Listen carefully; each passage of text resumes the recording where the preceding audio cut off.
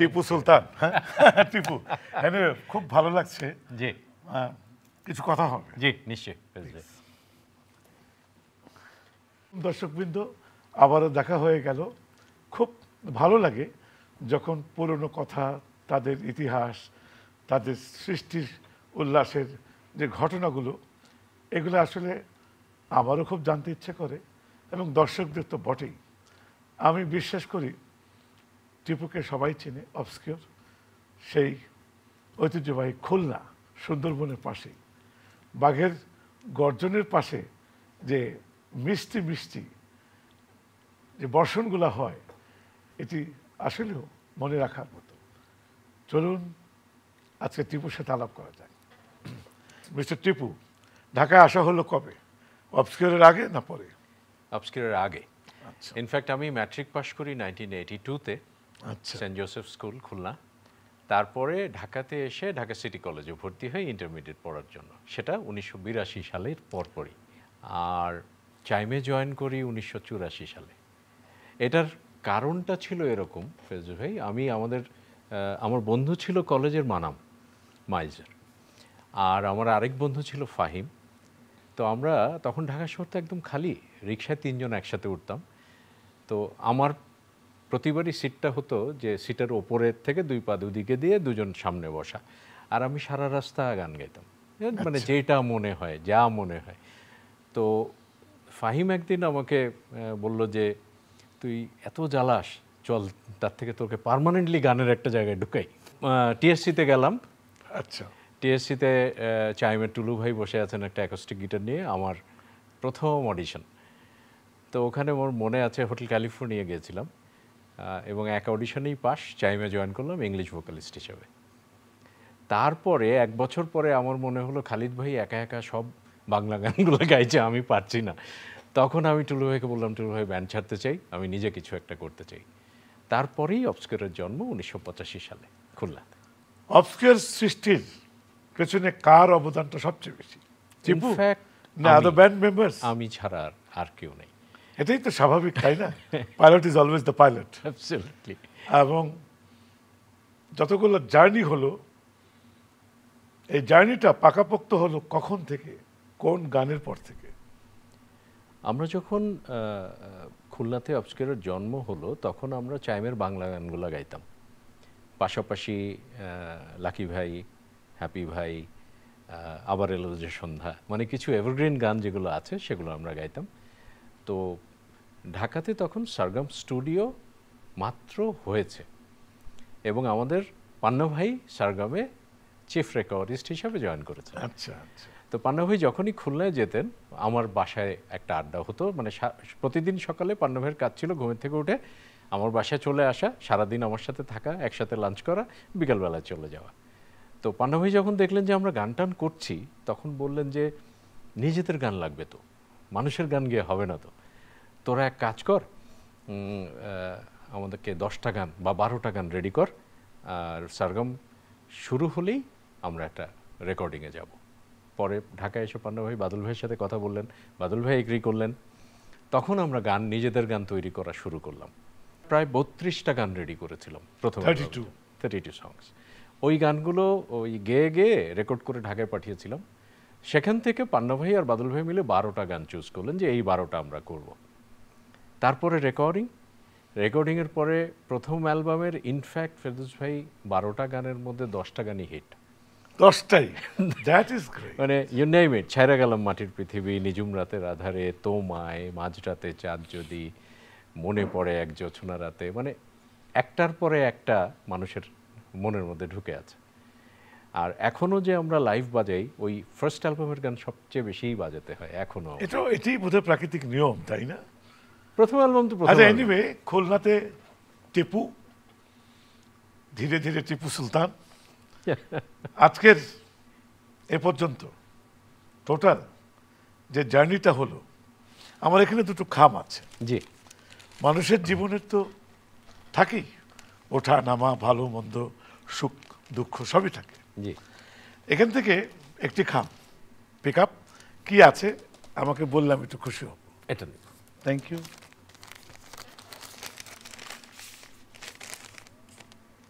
দুঃখ। দুঃখ। আচ্ছা।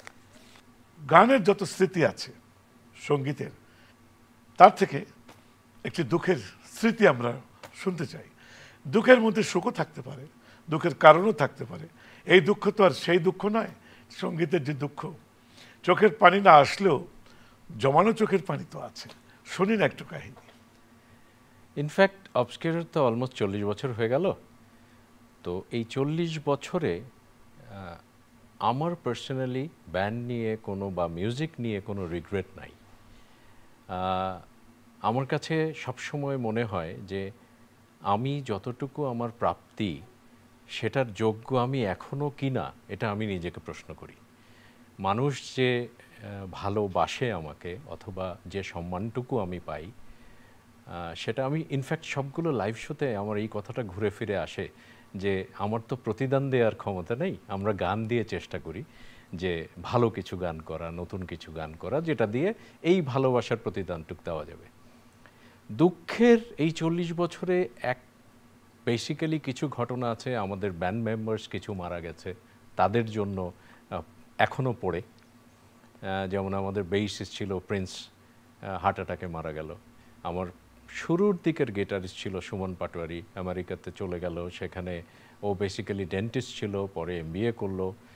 যখন লাইফে আমেরিকাতে কষ্ট করে ভালো মানে থাকার শুরু হলো, তখনই হার্ট অ্যাটাক করে মারা গেল। এই জিনিসগুলো একটু পোড়ায়। সেকেন্ড পোড়ায় হচ্ছে যে এই 40 বছরে ব্যান্ডের অনেক চেঞ্জ, অনেক মেম্বার্সরা চেঞ্জ, পুরনো মেম্বার্সরা নাই, নতুন মেম্বার্সরা এসছে। আমাকেই পুরোটা সময় ওই হাল ধরে বসে থাকতে হয়েছে, যেটা খুব কষ্টসাধ্য আমার কাছে মনে হয়, ভীষণ স্ট্রেসফুল। কিন্তু গান ভালোবাসি, যার জন্য করেছি। আর একটা সার্টেন ঘটনা আছে, দুঃখের না, ইনফ্যাক্ট মনে পড়লে এখন হাসি পায়। আমরা চিটাগংয়ে একটা শো করতে গেলাম। শোটা অসম্ভব ভালো হলো। যারা আমাদেরকে নিয়ে গেল তারা আমাদেরকে অনেক রকম আদর আপ্যায়ন করলো। ঢাকাতে ফেরত আসলাম। এই সেম মানুষগুলো আরেকবার আমাদেরকে শোর জন্য চিটাগংয়ে ডাকলে। তো ফেরদৌস ভাই, আপনি খুব ভালো জানেন যে আমরা ঢাকা থেকে বের হওয়ার আগে আমরা বলি পুরো পেমেন্ট আমাদেরকে ঢাকাতে পেমেন্ট করতে হবে। তো এবার যেহেতু এত ভালো একটা পার্টি, আমরা কিছুই বললাম না, আচ্ছা চলো। ওরা ট্রেনের টিকিট পাঠিয়ে দিল, আমরা রওনা দিলাম, চলে গেলাম, কোনো টাকা পয়সা নিলাম না। শো করলাম, ম্যাসিভ ভালো শো, ভীষণ রকম মানুষ, টিকিট সেলিং শো। শো করার পরে এর মধ্যে আমরা যে হোটেলে ছিলাম সেখানে যে যার ইচ্ছা মতো প্রচুর খাওয়া দাওয়া, বিল বাড়ছে, ঠিক আছে। রূপচাঁদা এবং কালা ভুনা, যেটা চিটাগংয়ের খুব বিখ্যাত, সেগুলো খাওয়া দাওয়া হলো। শোর পরে দেখলাম যে এই পার্টির কেউ নাই, কাউকে খুঁজে পাচ্ছি না। আরে কি ব্যাপার, কোথায়, পাই না, এবং তারা নাই।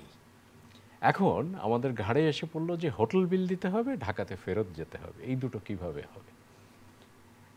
চিটাগংয়ের কিছু মানুষ তখন এগিয়ে এসেছিলেন, আমাদের ফান্টি ভাই, ফান্টির ছোট ভাই টন্টি ভাই।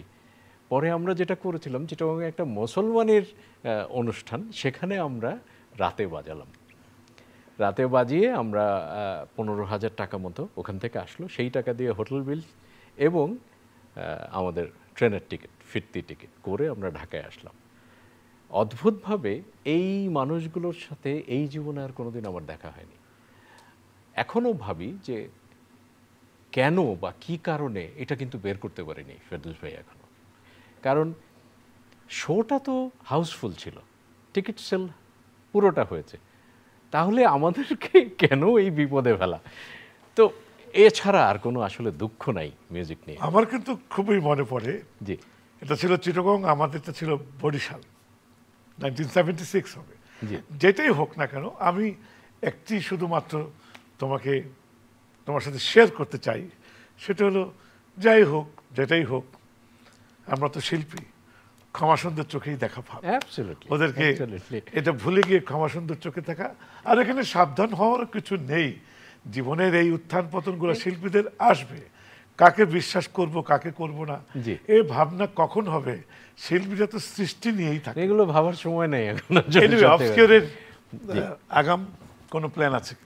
আমরা ইনফ্যাক্ট এই মার্চের 26 তারিখে আমাদের একটা দিস মার্চ জি চলে গেল, চলে গেল, যেটা তারিখে ওয়ার্ল্ড ওয়াইড একটা রিলিজ হয়েছে আমাদের একটা অ্যালবাম, যেটার নাম রিইনকার্নেশন। এটার মধ্যে অবস্কিউরের 13টা অ্যালবাম এই পর্যন্ত, 13টা অ্যালবামের কম্পাইলেশন, সুন্দর সুন্দর গানগুলো আমরা নতুন করে করেছি। ইনফ্যাক্ট এই কাজটা করেছি একটা ভাইনালের জন্য, আমরা একটা লং প্লে করতে যাচ্ছি। সো আমরা চিন্তা করেছি আমাদের একটা এটা কালেকশন হিসেবে থাক, সেটা করতে বছরখানেক লেগে যাবে।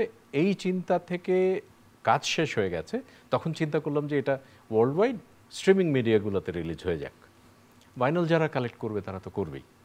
সেই রিলিজটা হলো 26শে মার্চ। আমরা এই টিপু সুলতান সাহেবের একটি অত্যন্ত মনের পছন্দের গান শুনতে চাই দর্শকদের জন্য। আমরা ক্র্যাক প্লাটনের আজাদকে নিয়ে একটা গান করেছিলাম, গানটার টাইটেল হচ্ছে আজাদ। আমার ভীষণ পছন্দের গান, এবং যারা মুক্তিযুদ্ধ ভালোবাসে, মুক্তিযুদ্ধকে ধারণ করে, তাদের কাছে এটা ভীষণভাবে গ্রহণযোগ্য হয়ে গেছে গানটা। ওই গানটা একটুখানি শোনাই। পারছি না আর সইতে মাগো আমি এ যন্ত্রণা, মন চাইছে ঠিক বলে দেই মুক্তির আস্তানা, আঙুলগুলো অবশ্য ভীষণ একটিও নেই নখ, হয়তো আজি টর্চার সেলে তুলেই নেবে চোখ, স্বাধীন হলো বাংলা তবু মায়ের চোখে জল, কোথায় আমার আজাদ তোরা কেউ তো এসে বল। 85 থেকে 25 এখানকার অনেক উত্থান পতন, অনেক পরিবর্তন, অনেক বিবর্তন, এই সম্পর্কে তোমার চিন্তাধারা একটু শুনতে চাই আমরা। আমার কাছে বারবারই মনে হয় আমাদের উত্তরসূরিরা স্বাধীনতার পরে আপনারা যে প্রেক্ষাপটটা পেয়েছেন,